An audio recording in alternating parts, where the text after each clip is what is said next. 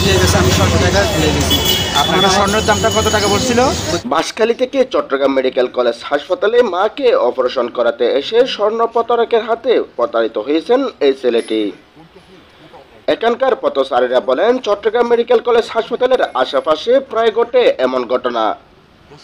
সর্বশান্ত নিঃস্ব হয়ে রোগী নিয়ে যখন চট্টগ্রাম মেডিকেলে রোগী স্বজনেরা এদিক ওদিক ছুটাছুটি করে, তখন সময় বুঝে রোগীর স্বজনদের কাছ থেকে বিভিন্ন মাধ্যমে ও কৌশলে টাকা পয়সা এবং হাতে টাকা মোবাইল ফোনটিও হাতে নেয় প্রতারকরা। বলছে টাকা আছে, আমার কাছে আমার টাকা নাই, মোবাইল আছে 700 মতো টাকা আছে। আমি বলছিলাম মানে আমার সাথে আটকা ছিল। উনি বলছে আমি কিনি স্বর্ণ। যারা প্রতারক ছিল তারা কয়জন ছিল? এটা একজন ছিল। তারপরে উনি বলতেছে আমি নিই স্বর্ণ, মানে ওনার কাছে চাকদান আছে স্বর্ণ। হ্যাঁ, তো আমি দুটা দিছে, ওনার দুটা দিছে। আমার মোবাইল দিয়ে গেছে, আমি 700 টাকা দিয়ে গেছি। আপনার স্বর্ণের দামটা কত টাকা বলছিল? 32,000 টাকা। 32,000 টাকা বলছিল। আমার মতামত হচ্ছে যে এই যে ওদের চক্র যেটা আছে, ওদেরকে পুলিশের আওতায় আনা হোক।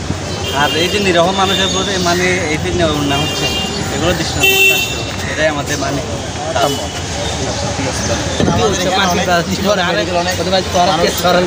মা কারো বাবা কারো ছজন কারো বাচ্চা আসার পরে দেখা যায় তো জায়গা জমি বা সর্বশান্ত হয়ে এখানে আসা হয়। দেখা যায় এখানে একটা চক্র আছে যারা কালোবাজারি বা মানুষকে হারানি করায়। দেখা গেলো আপনি একটা রোগী নিয়ে মাকে নিয়ে বা একটা হাসপাতাল উঠবেন, সেখানে উঠতে টাকা দিতে হয়। প্রতিটা মিনিটের টাকা সরকারি হাসপাতাল, তার সরকারি কোনো অনুদান মানুষ পাচ্ছে না, মানুষ শুধু পাচ্ছে ভোগান্তি। এখানে একটা আমরা চাই একটা সুস্থ একটা প্রশাসন আছে, তারা একটা কঠোর একটা আইনের ব্যবস্থা নেওয়া হোক।